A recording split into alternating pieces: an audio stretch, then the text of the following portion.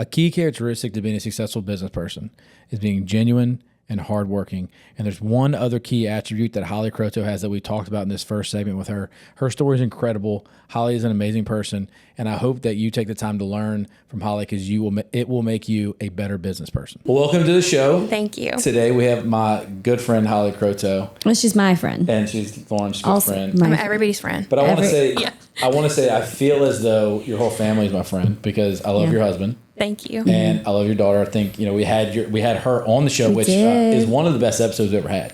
Just going to say. You. I mean, she's adorable. Most reaction. I mean, Lauren and her had a great conversation about business. And I know she learned a lot from you watching you grow a business with you and your husband in a past life, which I definitely want to talk about that. And then you were reincarnated. Yes. From this past life. Yes. A few times. I feel it's fun. It's fun how that works. Now she's here in this room with us. Reincarnated into a real estate agent. Yeah, that's right. I see a lot of real estate. I do a lot of realtors, a lot of real estate agents across a wide geographical area, and everybody's a little different. But I do think that what Lauren said before we got started is true. That when I first met you, there was something different, and she has her reasons why she felt that way. But I can tell you the reason why I felt that way is because you were always extremely genuine. Like you were exactly who you said you were, and it was always, and you were humble, and it was fun to have a conversation because you wanted to learn.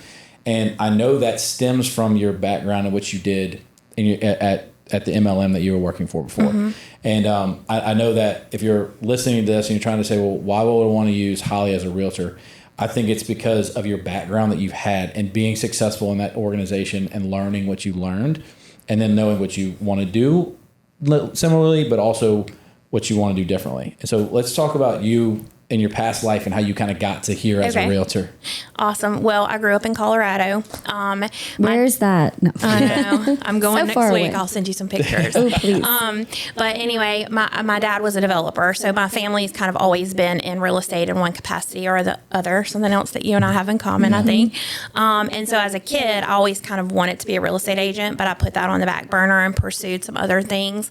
One of which was I became a hairstylist while I was a hairstylist. So that's where both my parents combined. I know, yep. Contractor and hairstylist. Yeah, that's cool. So while I was a hairstylist, somebody introduced me. This is a very long story short, but they introduced me to a product with an MLM company. I liked that product. Wasn't looking to pursue that business, but I just started pursuing it because I was talking to people all day and they liked the product, and then I sold it and made a lot of money. Yeah. And that turned into like a 7-figure income for me and my husband.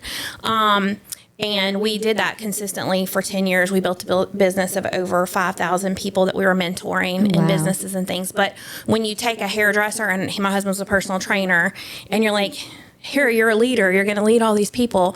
We didn't know anything about that. Mm-hmm. Like, we didn't even go to college. So we had to have a lot of people pour into us. And I'm bringing this back to what you asked me, but all these people were pouring into us and teaching us like how to be a leader and what to read and what to say and what to do and how to dress and how to talk and how to do all these things. That helped us become stay-at-home parents, which was our goal. And we were able to stay at home with our daughter for 10 years, which was amazing. Wow, yeah. We had a fantastic team of people from all over the country that we were mentoring and helping change their life as well. But it all happened really, really fast. And I had all these people in my ear telling me who I had to be. And and they were telling me who my ideal customer was at the time, and telling me that I needed to dress a certain way, I needed to talk a certain way, all these things. And so when all of that came crashing down, which was a very unfortunate thing that happened that we don't even really have to talk about, but that happened in 2019. And at that point, again, non-educated, I had let my hair business go. I had let my license go because I thought I would be doing this forever. I had a lot of decisions to make, right? So I decided that if I was going to reinvent myself and if I was going to be, I knew I would be successful. I've been successful at everything I've ever done in my life. To be honest, I just have that. We call it the awesome gene. Yeah. And I mean, look, it is what it is, but not to brag on myself, but anything I do it to the best of my ability. And I was like, okay, if I'm going to do this time around though, nobody's going to tell me what professionalism is or what I have to look like or what I have to dress like or what I have to talk about. I'm going to pick who I want to be. Yeah. You know what I mean? And so that helped me learn to be myself and to be genuine and try to be that way in all my relationships. That's what we do in the version of lawyers, right? Sure. I mean, I hope that everybody doesn't feel that they're walking into a stuffy law firm when they enter any of our places of business. And we all have our own unique style. We have our unique personality, but the bulk of why we had to create Arena, even though I was 15 years into my career, was exactly that. We had to be who we are and handle business law in a practical sense that actually helps the community. Yeah. And do it our own way. Yeah. I mean, they would send me like charts and like tell me, wear this, don't wear this, say this, don't say that. Like, it was very, very, very structured. Well, that's what they have to do when they're taking people that have no leadership experience. Right. You watch that in any of these businesses that scale quickly at a large level. They have to create boundaries because they can't invest time in the individual. Right. And that's what, like our transition right now, going from what we started with our 7 people. And, we now, if you encompass some contractors, 29 people total. Like, I don't want to be any bigger until we can continue to develop those people individually. And they just can't do that on that large of a scale. Right. Right. And so then whenever we decided where we were forced to figure out what we were going to do next. Though I was like, you know what? There are people like me that could buy $2 million, $3 million homes that don't wear business suits every day, or they don't have to talk in the most professional way. I mean, I just talk how I talk, I grew up in Colorado and was thrown into the South, and I adapted like the language here. But out in Mississippi, you got our twang. So I have all of these different like ways of speaking, and it confuses everybody if you're just trying to like be Miss Professionalism, but you are around a bunch of Cajun people or whatever, So I just want to be myself, and I know that the right people are gonna be attracted. Well, I want to talk about your mindset, because you said something that I resonate so much with, and you said you have the awesome gene, but you said that you have the confidence that you're going to be successful whatever you do, but then you follow it up with, I'm going to do whatever it takes, and to me that translates, I'm going to work hard and I'm going to learn this, I'm going to figure it out.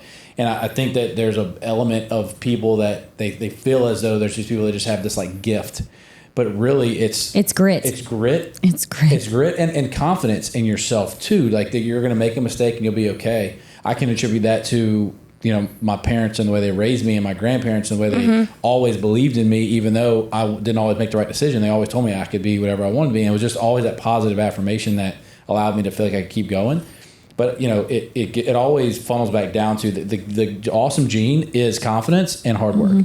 And that's not something that you're born with. That's a mindset you have, right? Yes. And so I think that says something about yourself that you feel that way, right? You had a successful hair salon, hair business. You had a successful business that you created for yourself, and now you feel as though you can do the same thing in real estate, and you've proven it in real estate. I mean, you were the top realtor as your rookie year, and it's always funny because there's always one agent that surprises me every year, because I build my budget based around certain agents, and I how many files that I think I'm going to get from each one of them, and you crushed it. You weren't on the list in 2023, but like you were the number one agent that sent me the most business in 2023, and like that was out of nowhere, and I think everybody was shocked. I was like, did you know her in a past life? No, not really. And I like met you, and I'm like, oh, she's just like we're gonna vibe.